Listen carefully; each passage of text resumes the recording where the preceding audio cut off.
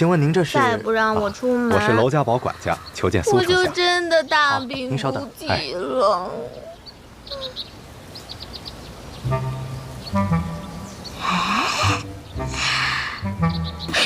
好机会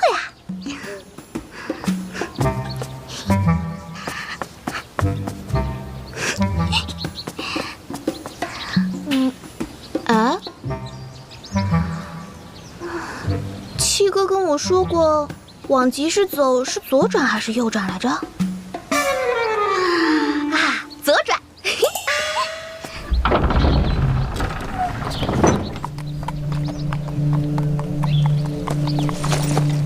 少主，大管家已前往宰相府。知道了，让大管家先和他们周旋周旋，我出去转转。是。这。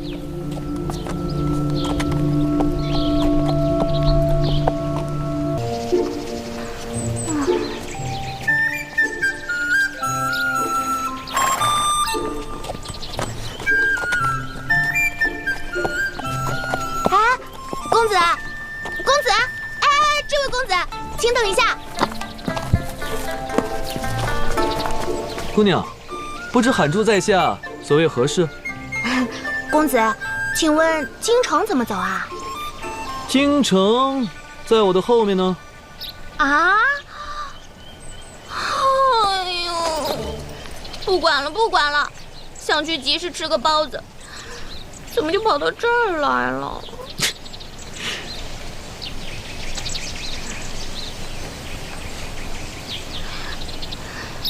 你笑什么呀？我没笑什么呀。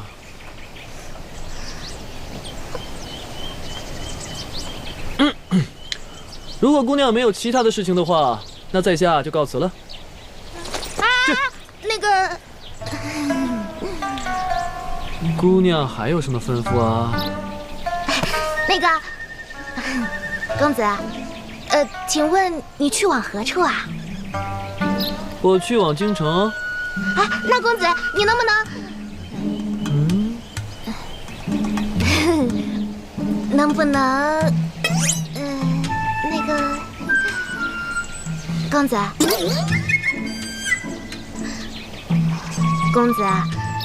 能不能带我一程啊？不能。为什么？我的爱马呀，它腰不好，驮不了2个人。这什么蹩脚的借口啊！我能有多沉啊？可我又不认识你，万一你要是个骗子，那可怎么办呢？我哪里像骗子了？再说了，你一个大男人，还怕我一个柔弱女子啊？而且，我好歹也算是个大家闺秀。大家闺秀子，大家闺秀就可以随便上男人的马吗？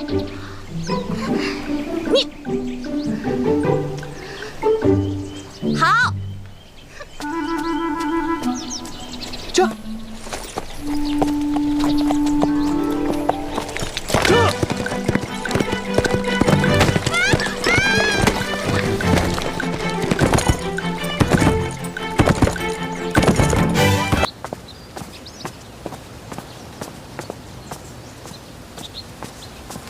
哟，这不会就是秦将军下的聘礼吧？应该不会。将军府与丞相府2家成亲，礼数是第一位，怎么可能直接把彩礼送来呢？走，问问娘去。嘿，站住！三哥，你干嘛去啊？现在表姐正陪着妹妹呢。自从上次妹妹得了风寒，娘亲就禁止她外出，天天啊，无聊的紧。你就让他们2个姑娘家说说贴心话吧，啊？咱们啊，看看到底什么情况。走，三哥。一大早就有人来敲响了门，当值的以为是老秦送来的彩礼，便迎了进来。秦将军虽为武将，但向丞相千金提亲的礼数必是懂的。怎么能不提前通报就把东西送过来？绢300匹，锦彩60匹，钱300万，酒60壶，玉璧5枚，虎皮10张。老爷、夫人，娄家堡大管家上门拜访。娄家堡，确实是娄家堡。自从娄老堡主去世以来，我们两家来往甚少，怎么突然？无论如何，娄家堡对我有恩。我们先看看怎么回事，请他们进来。是。请。啊。小人特奉我家少堡主之命，前来拜见公主殿下、丞相大人。大管家今日前来，所谓何事啊？大人、夫人，我家少主近年来游历四方，近日刚刚回到京城，特派小人前来提亲。提亲？里边请。请。来人，看茶。是。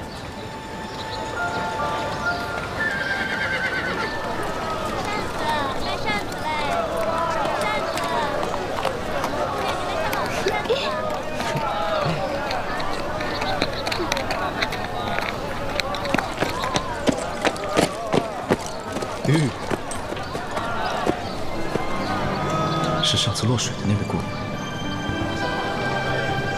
这个人，我是不是在哪见过？去。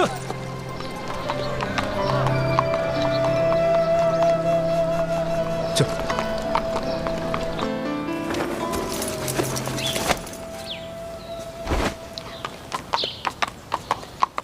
多谢公子。我一路把你送回家，还给你买包子吃，请救命恩人进屋喝口茶，这个要求不过分吧？什么救命恩人呐？你别夸大其词好不好？哎呀，原来丞相府都是一群忘恩负义的小人呢。什么小人呐？你说谁啊？恩人，小女子恳请你去府上喝杯茶，歇一歇。那就恭敬不如从命。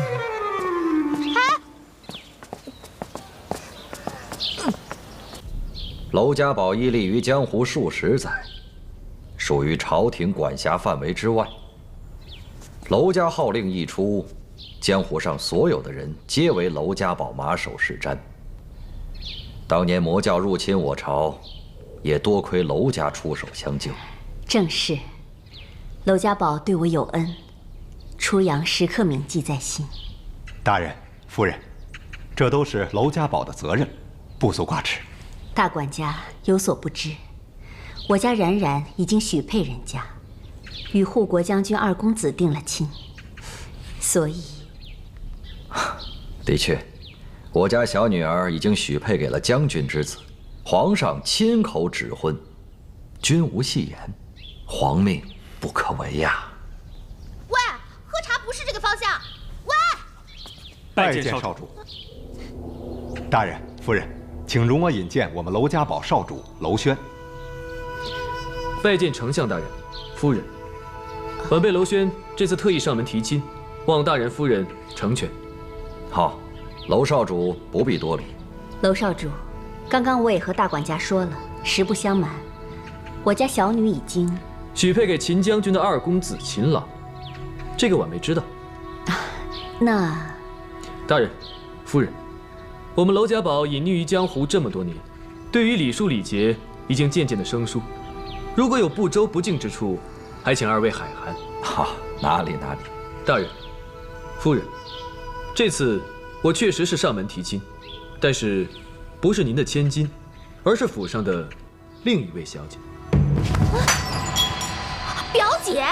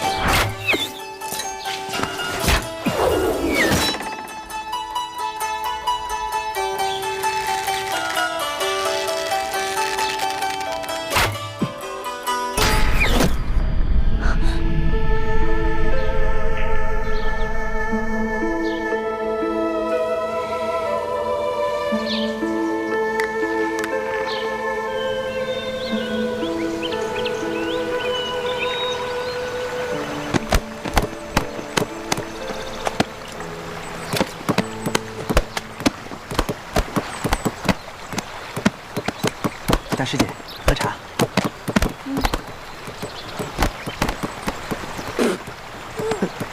这么烫，你想烫死我呀？大师姐啊，大师姐，吃块瓜吧。这还差不多嘛。不错。你们几个都给我好好洗啊！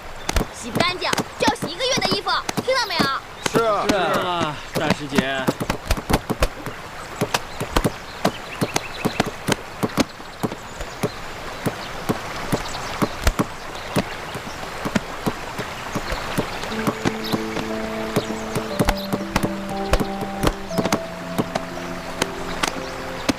这什么呀？哎，干什么呢？师姐，那上面飘下来一个腰带。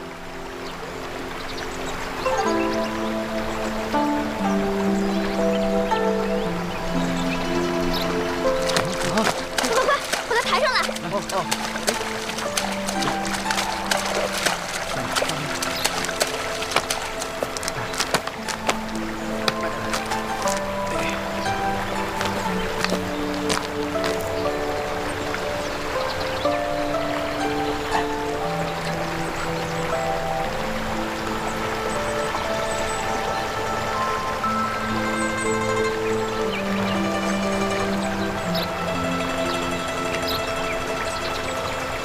快，把它抬回去！抬哪儿去？抬山上去吗？来不及了，去后山小屋。哎，好，来，快！走。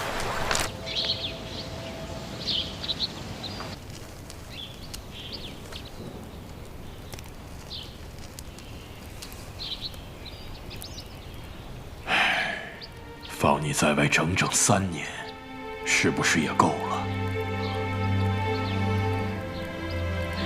你还在怪爹3年前没有派你去镇守边疆，害得你哥哥被魔教所杀。孩儿不敢。你娘死得早，你哥哥作为将门之后，远赴边疆报效国家，谁知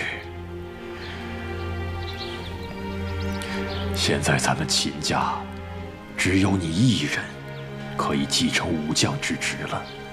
爹老了，你也该回来当家了。爹，魔教盘踞西域几10年，多次犯我边疆。哥哥又惨遭魔教杀害，一日不平魔教，孩儿一日心不安。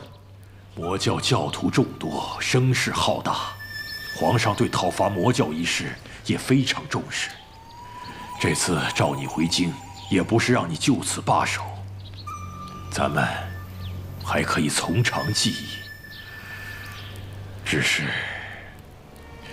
你早已到了适婚的年龄，该为咱们秦家添丁了。爹，苏丞相是朝廷重臣，宅心仁厚，与咱们家又是世交。苏家小姐是苏丞相和初阳公主的掌上明珠，性格活泼，家教又好，是万里挑一的大家闺秀啊！爹的身体已经大不如从前了，你的终身大事一直是爹的心病啊！你考虑考虑吧。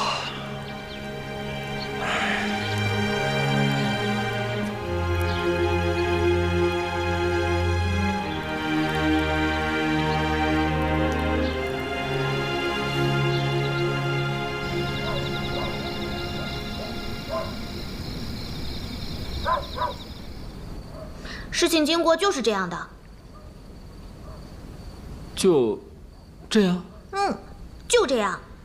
你是说你在京外的荒郊野岭遇到一个人，求他带你回家，结果这个人正巧是今天上门给表姐提亲的娄家堡少堡主？有这么巧的事？绝对没有。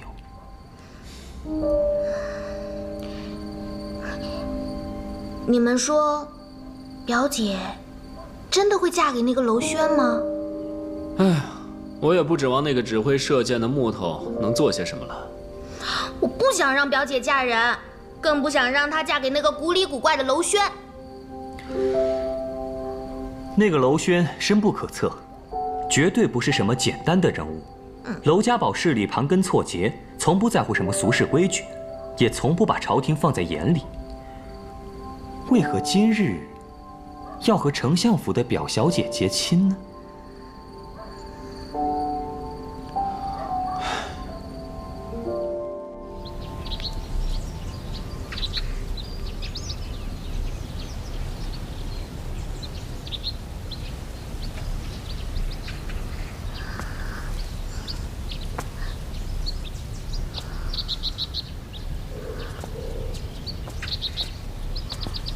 娘亲又增派人手了。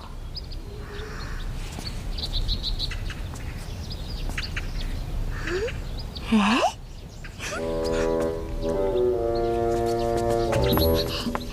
哎，小姐，那个，今天我有急事要出府一趟。小姐，夫人特意嘱咐过，小姐想要出门，我等必先禀告。不用去禀告娘亲啦，我真的只是出去转一转，马上就回来的。小姐，夫人有令，小姐您是大病刚好，不宜出门。什么大病啊？就是有点风寒嘛。请小姐回去。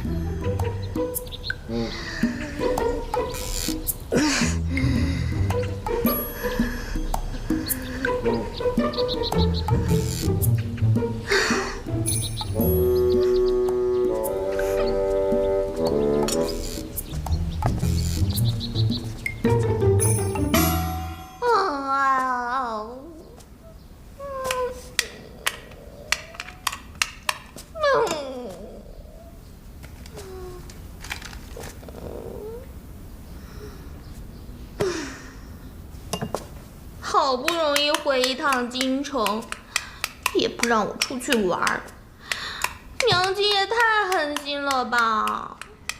我给你生了9个哥哥，找他们去。哎，大哥，今天带我去刑房看看吧，我想看看大哥的威风。石头剪刀布。妹妹，这怎么回事啊？哎，你还是找老七玩去吧。啊，哥先走了。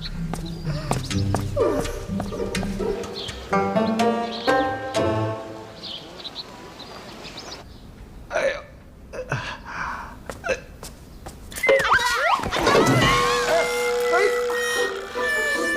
妹妹，下次可不可以小心一点啊？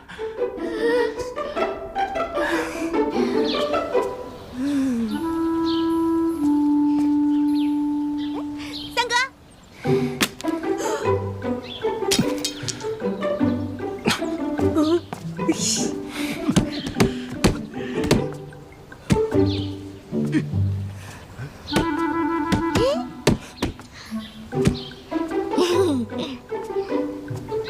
看什么呢？别过！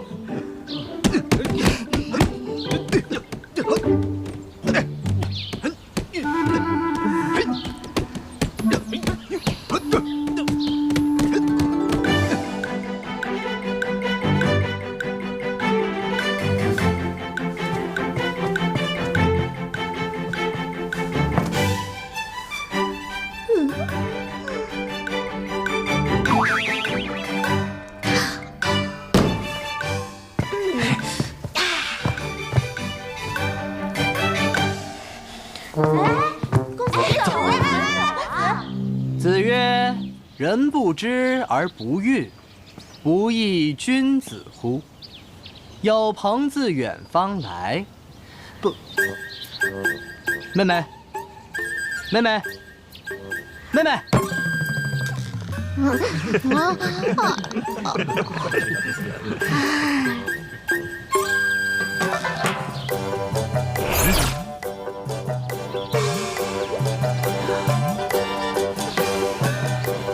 妹妹啊，我可告诉你，和面不仅要注意节奏，而且啊，你还要注意力度，你知道吗？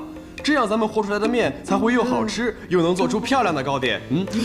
知道啦。哎，对，就这样。妹妹，你怎么能这么对哥哥呢？哎呀，真是。来。哎，你怎么还挪我呀你？来，我告诉你们，你们可千万别小看这一支小小的带笔。在京城，带色五花八门，什么带黑啊、带青啊、带蓝啊、带紫啊，那噱头够响够亮，可一抹到眉毛上，全都土得掉渣。哪像我苏简啊，我可是京城第一。哎，妹妹，来，七哥，妹妹，你来帮姐姐们描眉好不好啊？好啊。七哥，还是你最好，怕我无聊，一直陪着我。那怎么表示？妹妹真乖。来，你画这个姐姐。好。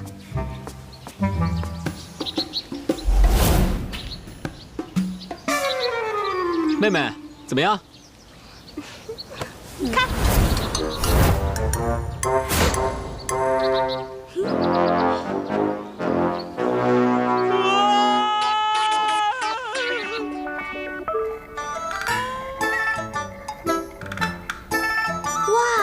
大哥，你这字写的可真好看。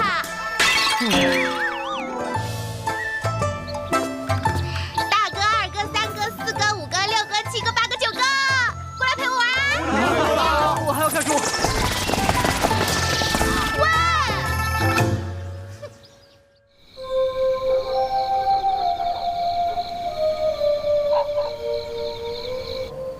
客官，您的菜。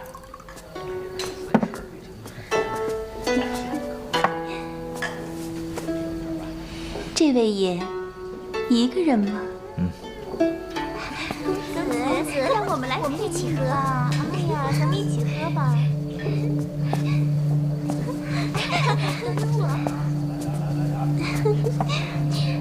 公子，这边请。来，公子，坐这儿。公子，我们伺候你啊。公子，来一杯嘛。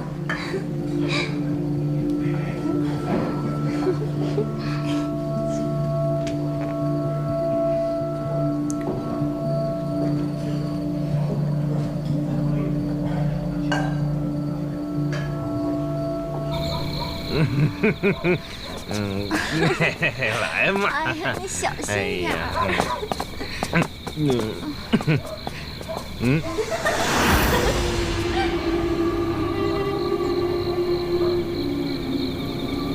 没人。走。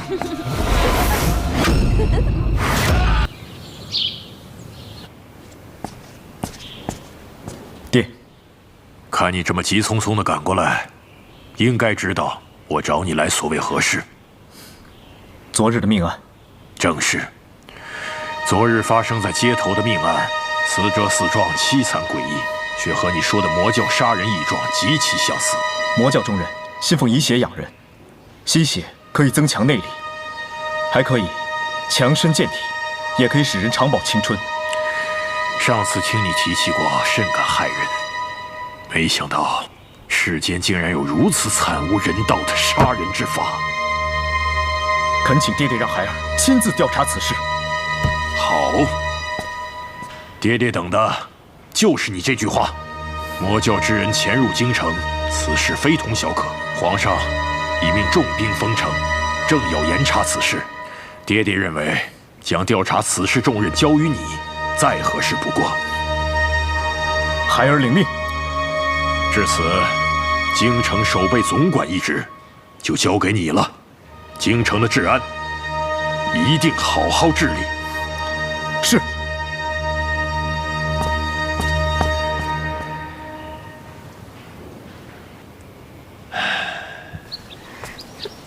嘴上说什么疼我，其实一个、两个、三个、四个、五个、六个、七个、八个、九个，谁都不疼我，谁都嫌弃我，都不带我玩，都不带我玩。我怎么么这么倒霉啊？我该怎么办啊？怎么办啊？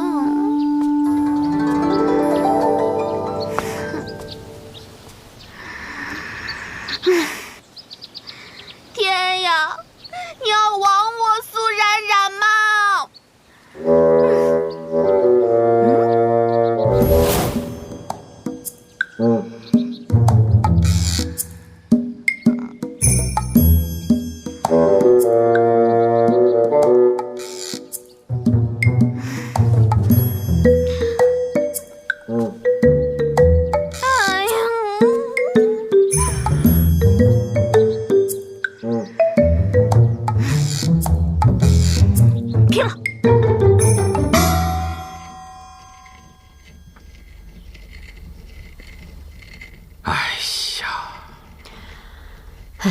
我实在是想不通，依照娄家堡的财力跟势力，怎么会跟丞相府的外甥女结亲呢？娄家堡向来黑白两道通吃，朝廷都忌惮他们3分，也鲜少跟官宦人家来往。这突然上门提亲，还真让人琢磨不透啊。而且我们跟秦家，我们2家现在处境非常微妙。自从定下婚约以来，2家没再提过。可皇命不可违呀，现在又多了个娄家堡等我们回复，真是焦头烂额。老秦那边不着急啊，就让那个老家伙给我等会儿。可至于这娄家，莫非这个娄少主听说咱们天儿冰雪聪明，端庄秀丽，慕名而来？那是。我们家天儿可是万里挑一的好姑娘，贤良淑德，蕙质兰心。哎，我一直以为她跟咱们家老三。就是啊，这俩孩子两小无猜，青梅竹马的，我还一直希望天儿将来嫁给我们老三呢。哎呀！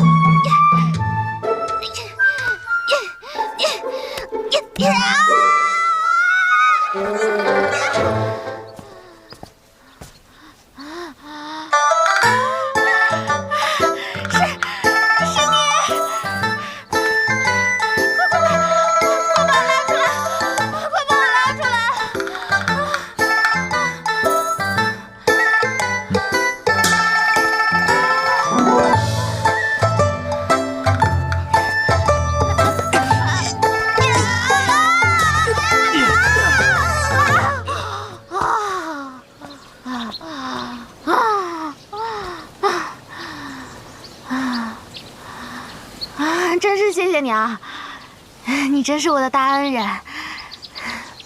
姑娘，为何要爬着狗洞？一言难尽。姑娘是苏府之人，不能告诉他我是谁。丞相千金钻狗洞，太丢人了。要是让娘亲知道，非责罚我不可。大人，你和这位姑娘认识啊？有过几面之缘。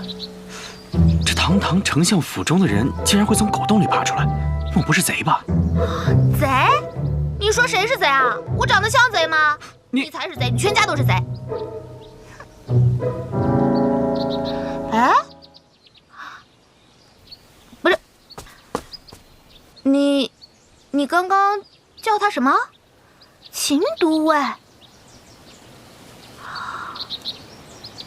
你姓秦，叫秦都尉？那你爹是谁啊？放肆！竟敢追我们都尉大名！在下秦朗，现任京城骑都尉，家父是镇国将军秦维。你是秦朗？正是在下。敢问姑娘芳名？哎，站住！别跑！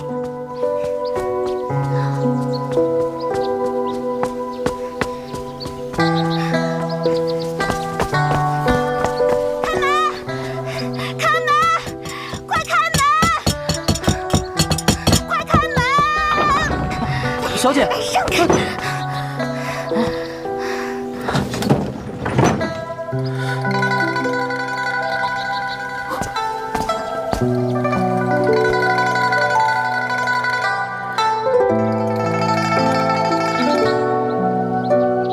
天，看来这位姑娘还真是苏府的人。走，回衙门。是。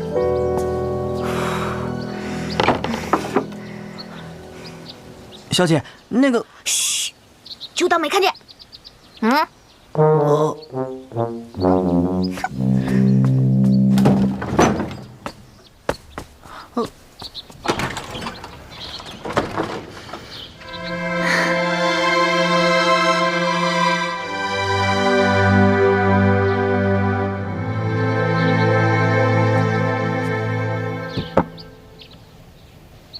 表哥，天气炎热，喝碗绿豆汤吧。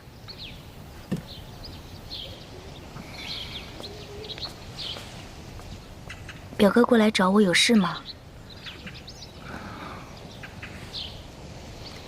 要是没什么事，我就走了。表妹，爹娘还在等你对娄家堡提亲一事的答复。这事我知道。那你的答复是？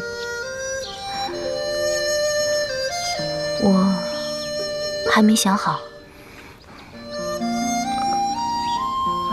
娄家堡在江湖上名声响亮，娄少主也是一表人才，想必爹娘也会觉得这是门好亲事。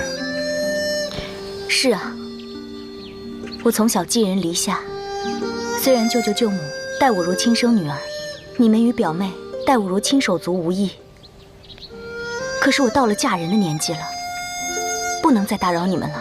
不，表妹，我不是这个意思。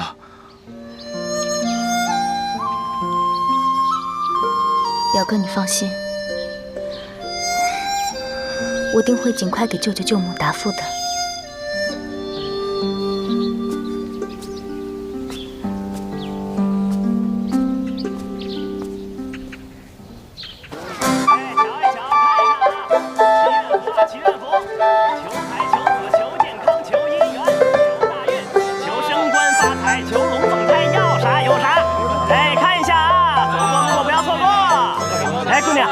祈愿符嘛，祈愿符，姑娘，你快看看，我们家的祈愿符可灵了。你要是有什么愿望，把这个符啊往树上一挂，不出3天，保管灵验。真的假的？真金不怕火炼。要几个？1个、2个、3个、4个、15个。什么？15个。15个？哎，这。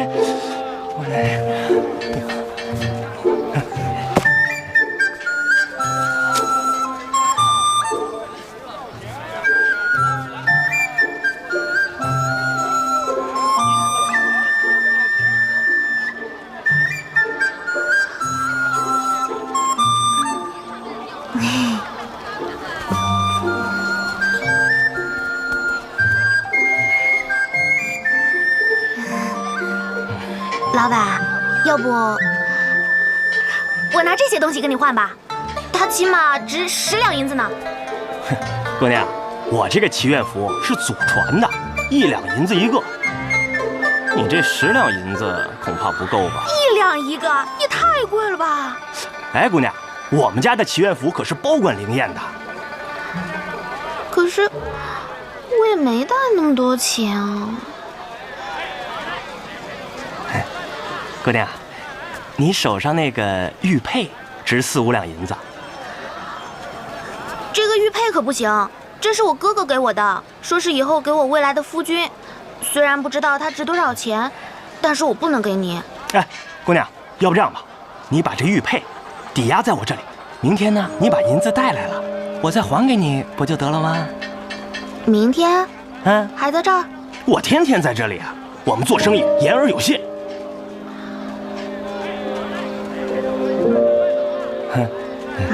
好吧，我相信你。姑娘，我看你这么有诚意啊，这里呢还有20个祈愿符，我呢就全送你了。来，拿好了啊。谢谢老板。哎，姑娘，留步，从这边往东边走，有个许愿树，你把这个符往上一挂，越高越灵啊！快去快去，现在人少，赶紧啊！哎，赶紧去啊！就在东边拐弯的地方。好。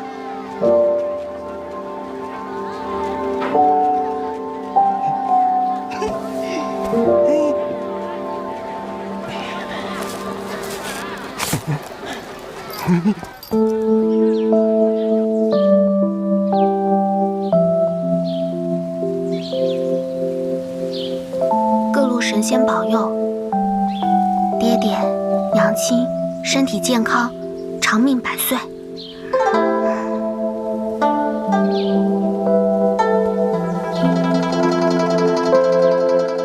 这个红绳跟师姐手上的可真像。回京城这么长时间了，也不知道师姐他们怎么样了。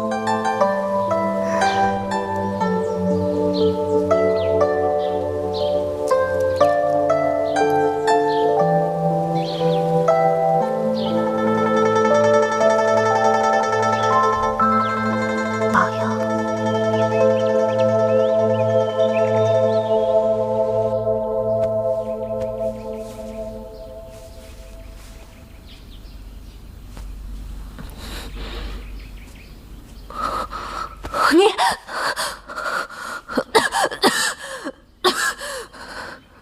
你是谁？你别怕，我叫杜瑶冰。你别跟我耍花样，你到底是谁？还有，这里是哪里？你最好跟我说清楚。你看你生得这么标致，脾气倒还不小。我好心救了你，我还没问你是谁呢，你就问我，你不觉得应该有个礼尚往来，先来后到吗？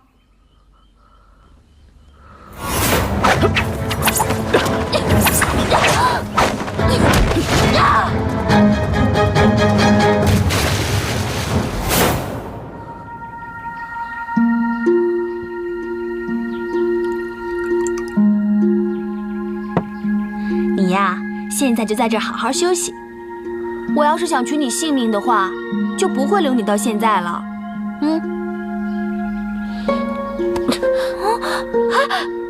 哎呀，姑娘，我虽然不知道事情的前因后果，但是我杜瑶冰既然救了你，不把你治好，我是不会放你出这个大门的。反正我也没什么要紧的事儿要做，你要是跟我耗着，我就跟你耗着呗。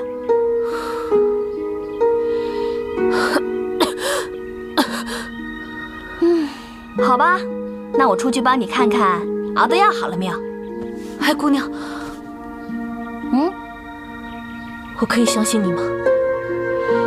当然了，我杜瑶冰的人品，在这太乙山上没有一个人会说不字。姑娘，我遭仇人追杀，流落于此，请姑娘勿向他人透露我半点行踪。放心吧，有我保护你，没有人敢动你半根汗毛。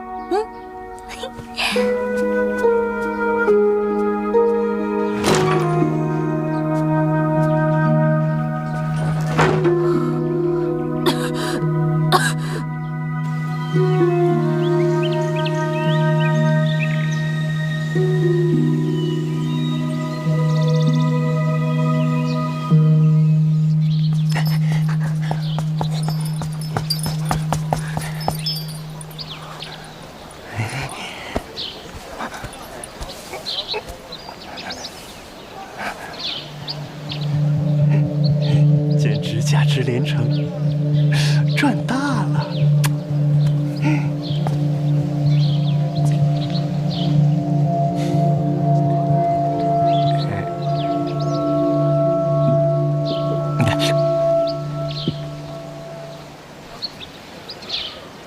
保佑三哥苏泽别再像木头一样，多说话更健康。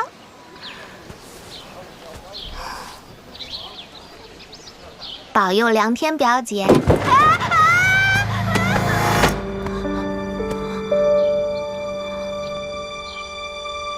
梁天表姐，不就是我未过门的堡主夫人吗？什么堡主夫人啊？你想得美！我爹娘同意了吗？我表姐同意了吗？我同意了吗？这还需要你同意啊？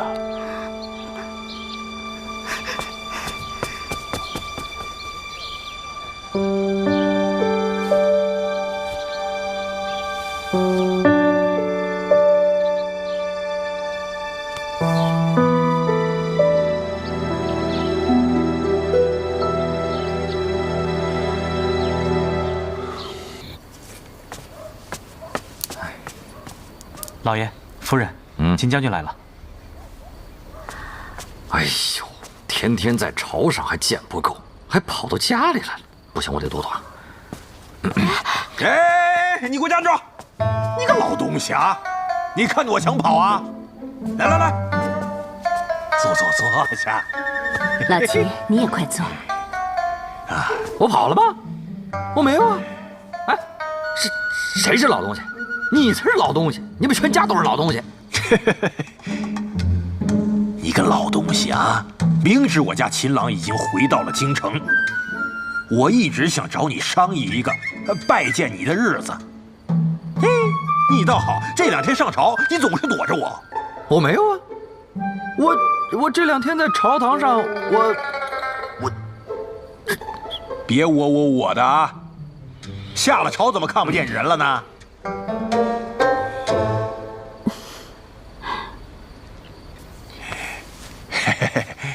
我说初阳啊，这婚约已经缔结，咱们2家毫无动静，这皇上问起来可怎么办呢？老秦，冉冉这3年都在外，这才刚刚回家。我们呐，是想让他在家多住些时日。住，必须得住。我要是有小冉冉这么个宝贝女儿啊，我就想让她在家里住一辈子。可是现在呀，这2个孩子都在京城，正是让他们增进感情的好机会呀。增进感情？是谁跟谁增进感情啊？我们家冉冉跟他爹才需要增进感情。去，一边待着去。嘿，初阳啊，我说别的事怎么可以不管？这可关系到孩子的终身呐，可不能因为一时的舍不得，耽误了大事儿啊。当然了，这事儿呢也急不得。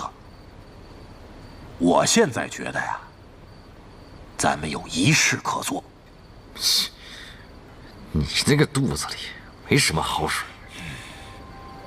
何事？咱们可以让孩子们见面，聊聊嘛，做得自然点。双方的父母引荐也太老套了，孩子们也紧张。明天呢，我让秦朗过来拜见这个老东西。你呢，只需要偷偷的安排一下就行。可是你这什么馊主意啊？偷偷摸摸的，我不干。我认为可以一试。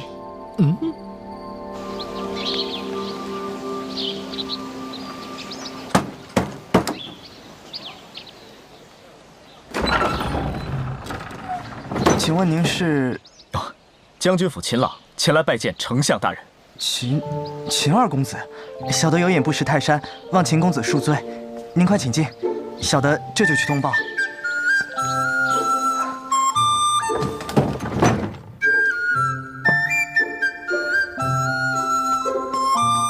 老爷，秦二公子求见。人在哪儿啊？现在正厅喝茶。小姐在哪儿啊？正如您的吩咐，小姐在左小院天香阁吃点心。你把秦公子带过去，就叫他在那儿等老爷。记住了，进去不要敲门，把人送到就出来，知道了吗？知道了，小的先下去了。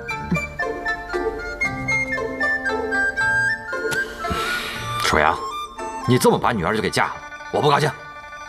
你不高兴也得给我老实待着，不许捣乱。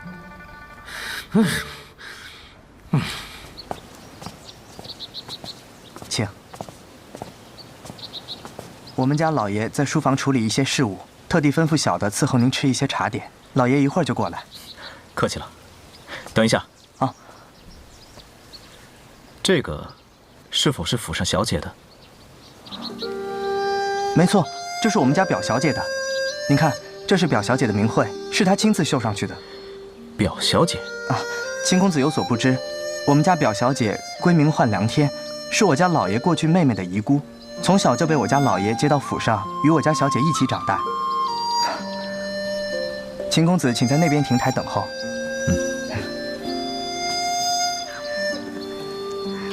娘亲怎么还不来啊？6哥做的点心为什么就吃不腻呢？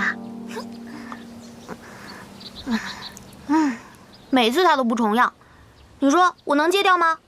真可恶！上次居然还被卡在狗洞里了，太丢人了！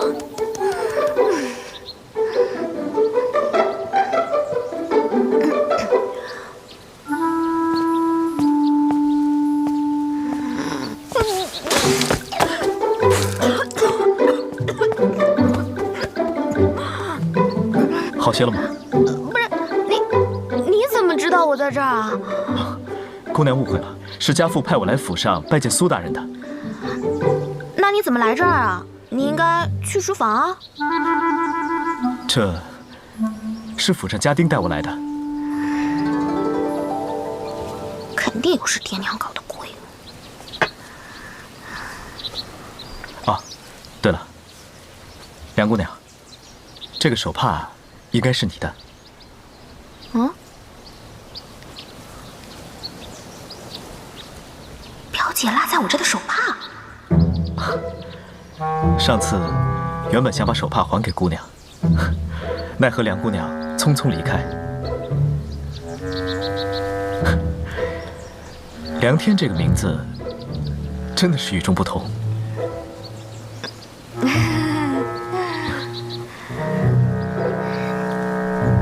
秦公子啊，谢谢你还我手帕。这些点心你随便吃，我有事儿，我先走了。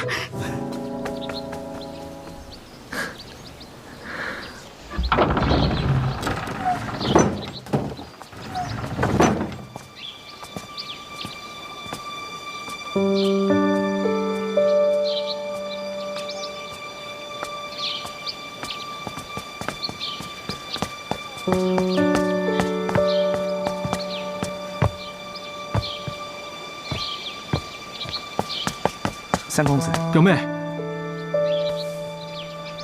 你去哪儿？我陪你去吧。不用了，表哥，我只是去书房逛逛。走吧。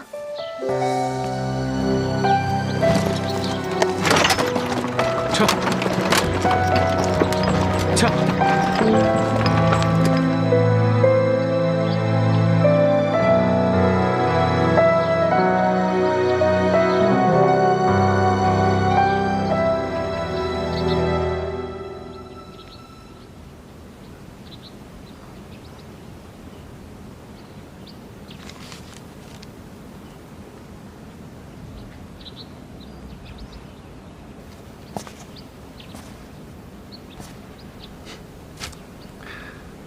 在下失礼，如若惊到了表小姐，还请见谅。可是娄家堡少堡主，正是。素闻丞相府表小姐冰雪聪明，果然是名不虚传呢。不知娄少主找小女何事？在下前几日曾去丞相府登门拜访，我前去的目的，想必表小姐应该是清楚的。是。素闻表小姐博览群书，没想到对草木类的书籍也有研究。只是随便看看。娄少主，您托我们追查的草木经已经找到了，历时2年有余，实属不易。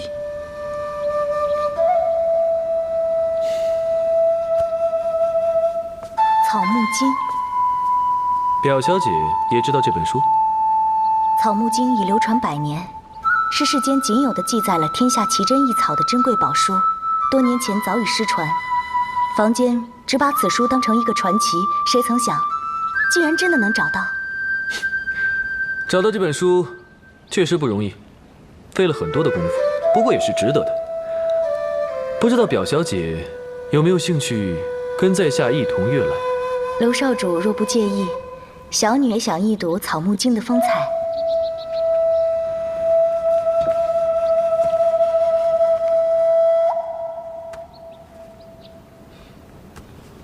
表小姐在找什么？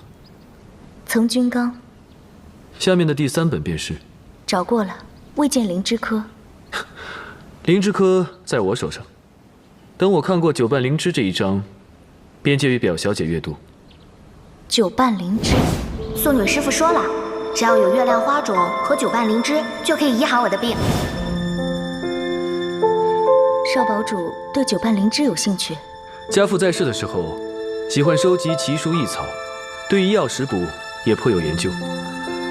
相传，千年能长成碗口大小的九瓣灵芝，乃万药之王，能够真正的芳香开窍、起死回生，是不可多得的万世珍奇啊！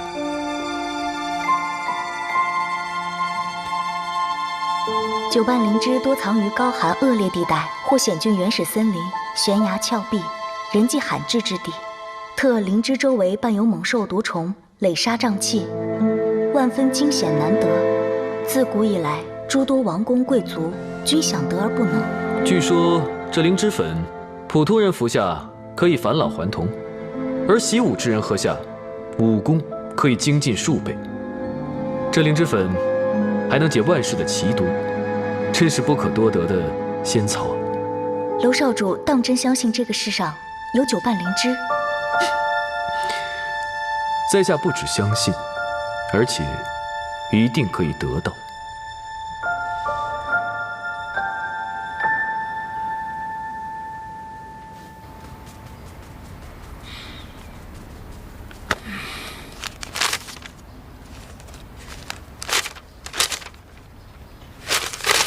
够了！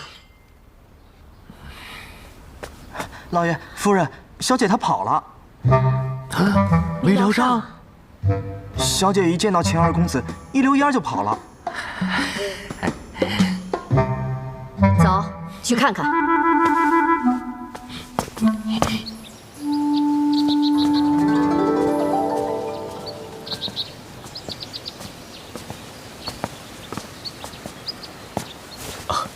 秦朗见过大人、夫人。不必拘礼。快坐下，苏府没那么多规矩。谢大人、夫人。刚才一直在忙，倒是让贤侄久等了。大人言重了。听你父亲说，最近杀人案件有了新的进展，说来听听。是。京城这2起案件，受害人皆为年轻少女，且身体健康，品貌端正。案发时间都是在深夜之时，且都是独自一人，并未有目击证人。但是这2位受害人皆被吸干了全身的鲜血。秦朗原本想张贴告示，警示出行女子小心，但是又怕这样一来会弄得人心惶惶，且容易打草惊蛇，所以特意来请示大人。的确如此。这2起案件都是在最近发生的事情，且手段独特。秦朗认为，凶手应该是最近才到的京城，而且与魔教有关。月灵宫。正是。月灵宫公主以吸血为生，但是这些年却销声匿迹了。秦朗在西域3年，正是追查魔教的去向，只是一直未有结果。看来这魔教又出来祸害人了。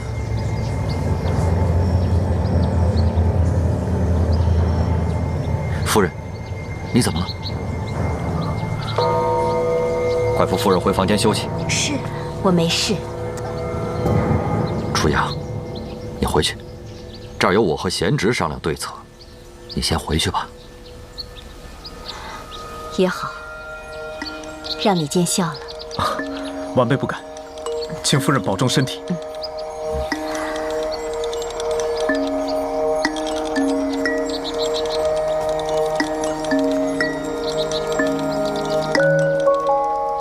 这魔教又出来祸害人了，真是让人心忧啊。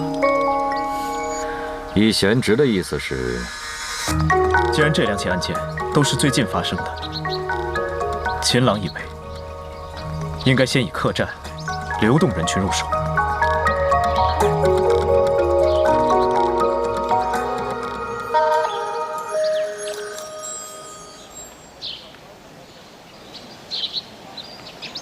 三少爷在这站了多久了？少说也有2个时辰了。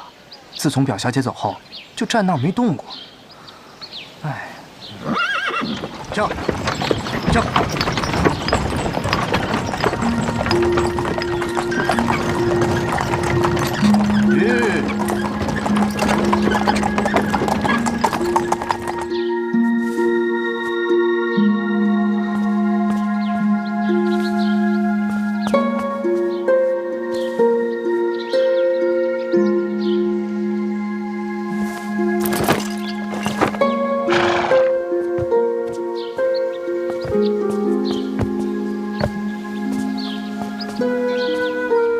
劳烦娄公子一路相送。表小姐客气了，日后恭请表小姐到娄家堡坐坐。草木经博大精深，值得细细品味。若不麻烦，以后定会前去赏月。在下娄轩，料想这位是府上公子吧？今日多有不便，先行告退，日后定会登门拜访。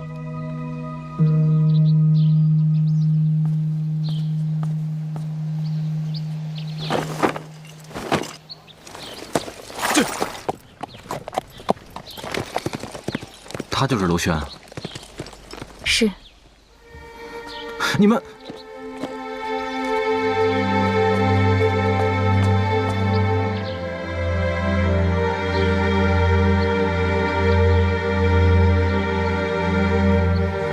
表妹，表妹，表妹，你去与娄轩见面，说明你已经决定了。我没有刻意与他见面，我说了，我们是在书房偶然碰到的。表妹，从小到大你都没有对我说过一句谎话。你是在指责我骗你吗？从去书房回来，你好像变了一个人。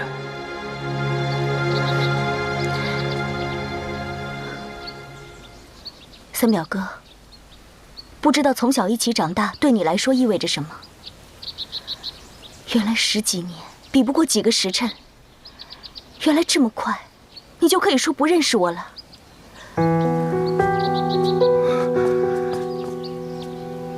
夜深既得林奇雨，说花时归来去，叫人每日思量，到底与谁分付？其奈冤家无定居，约云朝，又还雨暮。江垒入冤亲，总不成行步。三表哥，他日即使我嫁作他人妇，也依旧会长久怀念我们对饮诗词歌赋。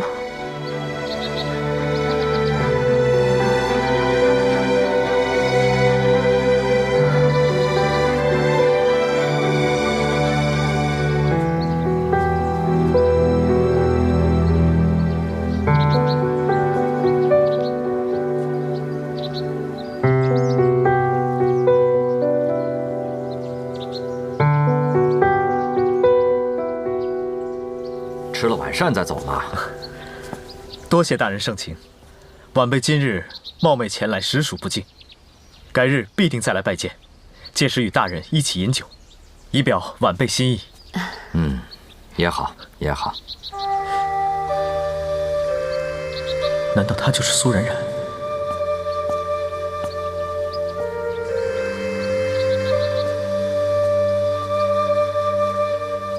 哎，哪儿？快过来，快过来！这是我们家老五苏南。爹娘，快来见过钱二公子。在下秦朗。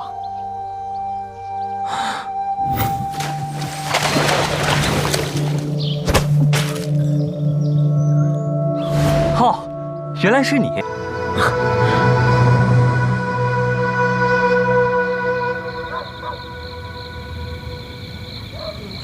两位客官，楼上请。来，请。好嘞。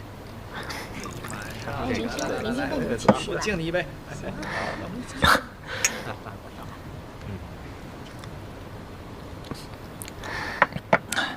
那日多亏秦公子，否则后果不堪设想。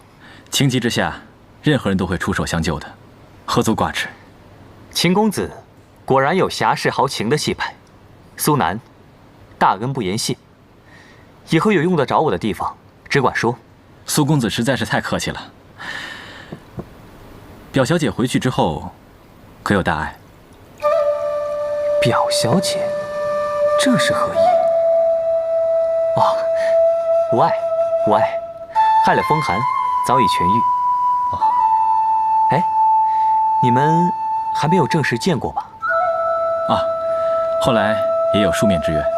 哦，已经见过了。表小姐曾经和我交谈过几次，不得不说，宰相府的两位小姐都是国色天香的佳人呐，一位品貌端庄，一位聪明伶俐。秦公子，过奖了。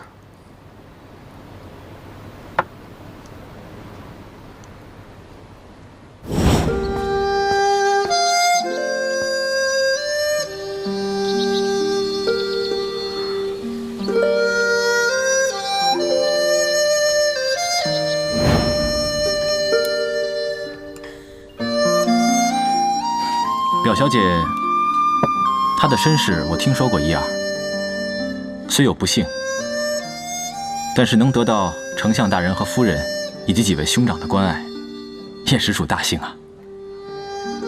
这个秦公子开口闭口都是表小姐，莫不是太中意表姐？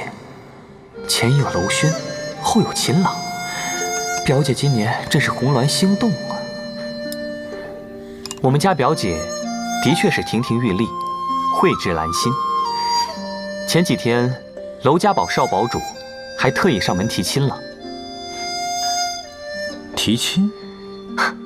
再加上秦公子和妹妹的婚事，我们苏府可算是双喜临门呐！啊，秦公子，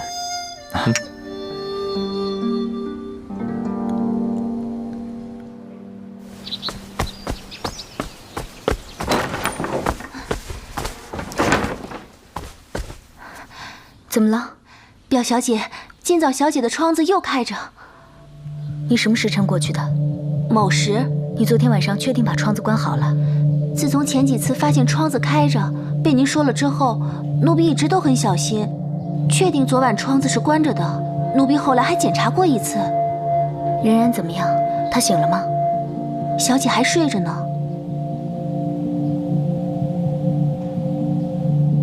等她醒了之后，你再去房间检查一下，看有没有丢东西。是。可是，真的不用跟老爷和夫人禀告一下吗？不用了，我自有主张。是。你先出去吧。是。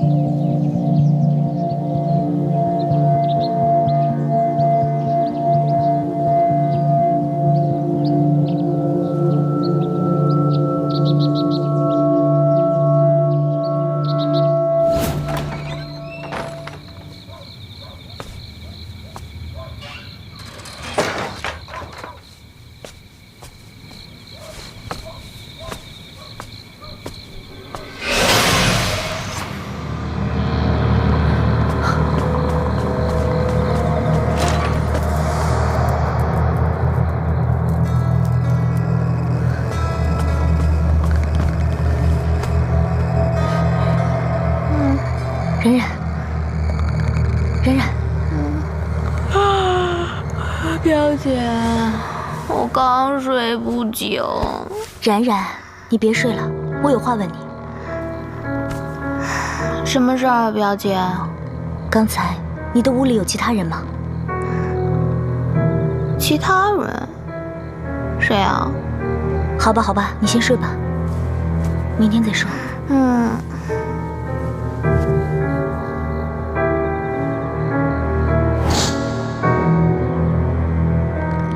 一回可以说是看错，但是不可能次次那么凑巧。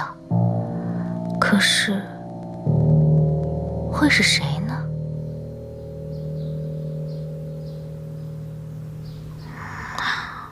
我这样骗人，会不会不太好啊？不对不对，怎么是我骗他呢？是他自己误会的呀，不关我的事。我应该不用内疚吧？可是骗人总归是不对的呀。哎，我该怎么办？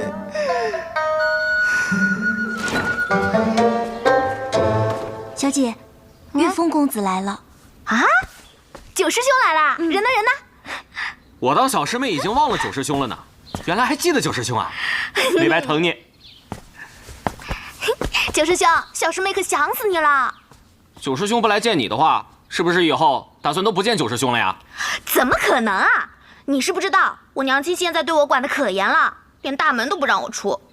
要不是你来找我，你都见不着我了。是吗？难怪啊，我进来的时候可花了不少心思呢。你不会是又……你别多想啊，我现在哪还算得进狗洞啊？那你怎么进来的？师妹，坐下来，师兄慢慢跟你讲。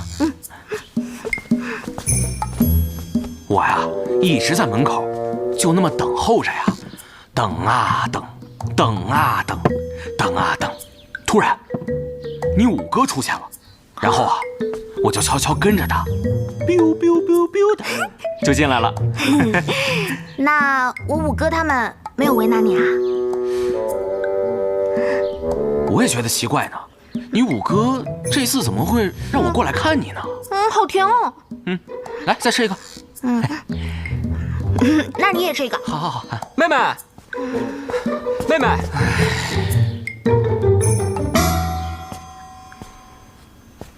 岳老三，你怎么又来了？关你什么事儿啊？七哥，七哥，九师兄上次来已经是几年前的事了吧？那也不行，不是我说你啊，你们太乙山的人怎么都这么喜欢缠着我妹妹啊？不是我说你啊，你们太乙山的人怎么都那么喜欢缠着我妹妹啊？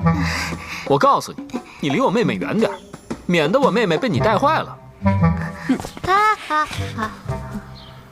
我是小师妹正经800的师兄，凭什么让我离她远一点啊？嘿，我这就服了，我从来就没见过像你这么臭不要脸的人。你让开，妹妹，你过来。你干嘛呀？我今天非要跟你好好理论理论。理论就理论。你给我听清楚了，她是我妹，不是你妹，别老往这跑。我是她师兄，她是我师妹，我怎么就不能来看她了？你挺了不起啊！你怎么还能说打人呢？我就这么着，你能把我怎么样？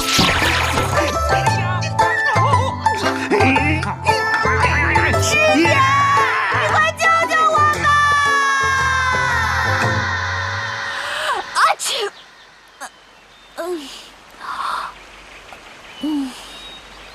只打了一个喷嚏，看来是小师妹在念叨我。我要不要下山去看看她？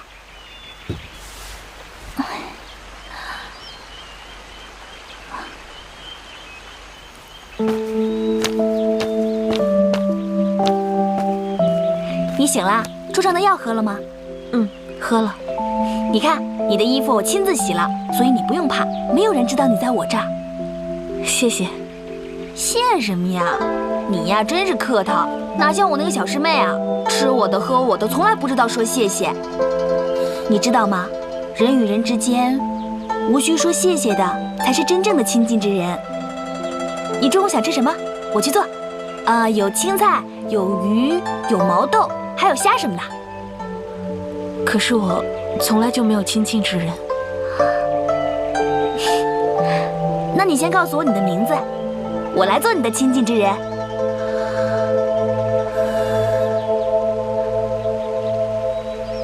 叶青天。走，我们回去。表小姐，请。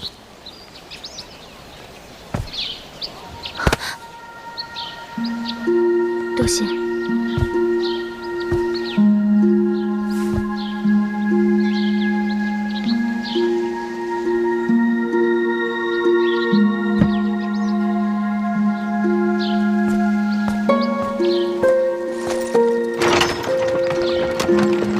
撤！撤！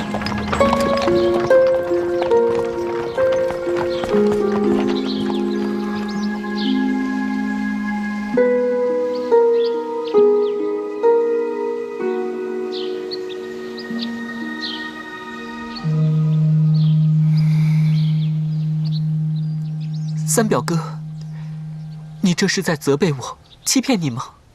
表妹，从书房回来，你好像就变了一个人。原来你这么快就不认识我了。我不是这个意思，表妹。停！来，坐，干什么呀？哎，刚才过去的那个是人吗？没错，就是那个呆子。三哥只有发怒的时候才这样吧？看来表姐这一句三表哥，对他伤害挺大的。哼，之前他们表哥表妹叫的，连我都起鸡皮疙瘩。现在倒好，表姐说翻脸就翻脸。哼，那也是三哥的错，一根木头，你们能跟木头玩得起来吗？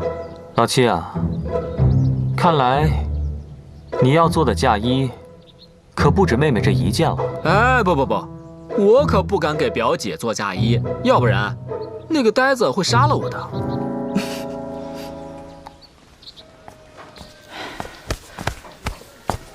哟，大人，里边请。哟，大人您来了。大人，快请，里边坐。不必了。近半个月内，你店是否有西域打扮的女子入住？西域的打扮，西域打扮。哎，小三儿，你也想想。哦，好。西域打扮，掌柜的，咱们这儿最近没有这样的客人。是啊，大人，这个好像还真没有。那多谢了。大人慢走啊！大人慢走啊！好的。面具，看一下。刚出锅的。瞧一瞧，看一看啊，面具。面具看一下。哟，姑娘，看一下面具吧。买一个吧，多好看啊！面具。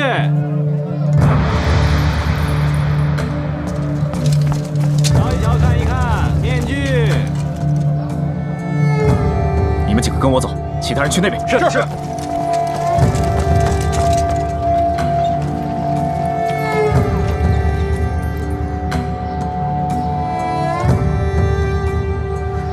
京城西长街万去不转。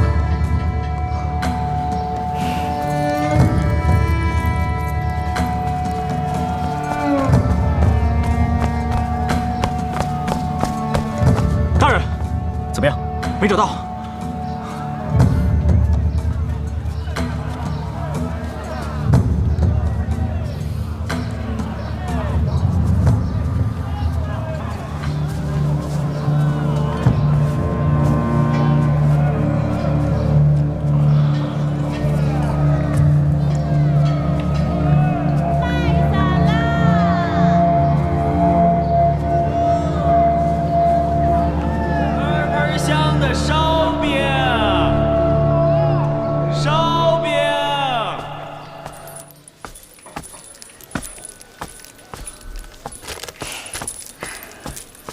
掌柜的，您帮我看一下，这怎么走？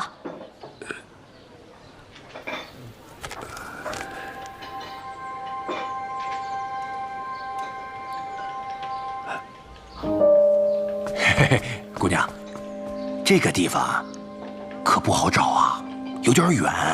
啊，那怎么办？这样吧，要不你先在我这住下，等明儿一早再赶路。这么远啊？是有点远，是有点远。我是担心啊，你要是现在继续赶路的话，恐怕到时候连个落脚的地方都没有。你看你人生地不熟的，你一个小姑娘，不安全，不安全呐。那个掌柜的，您还是给我指路吧，您这儿我可住不起。没事儿，没关系，你一定是初来乍到吧？要不我给你打个折？打个折？不，算了，我还是算了吧，我先走了啊，谢谢。姑娘，听我说呀！站住，姑娘，跟我们走一趟吧。为什么？我要问为什么？为什么呀？你们放开我！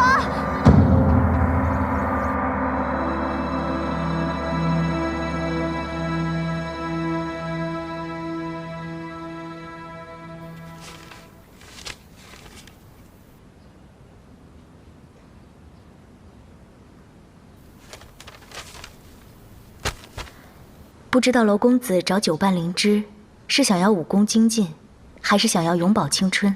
救人。救人？三哥，你真的不知道表姐去哪儿了？不可能啊！你们之前不都是一起出门、一起练琴、一起散步吗？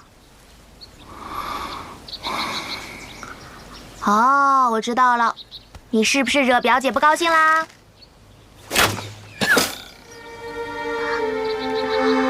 三哥，你不会是做了对不起表姐的事情了吧？哎呀，不对，那怎么可能呢？我三哥是什么人，我还不知道吗？这种事他做不出来的。难道是表姐做了什么对不起我三哥的事了？哎呀，不对，也是不可能的呀。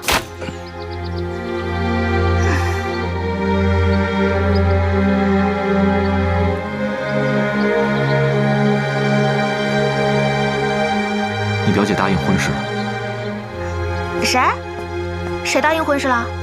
答应谁婚事了？表姐。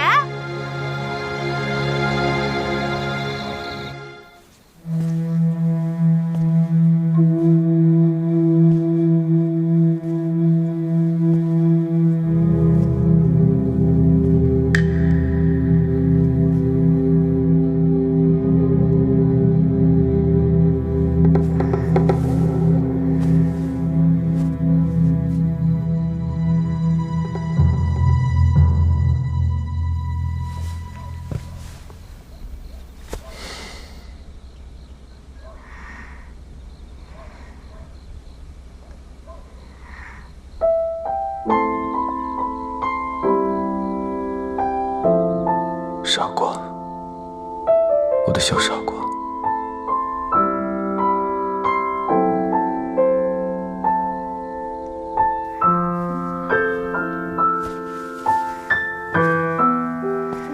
你是谁？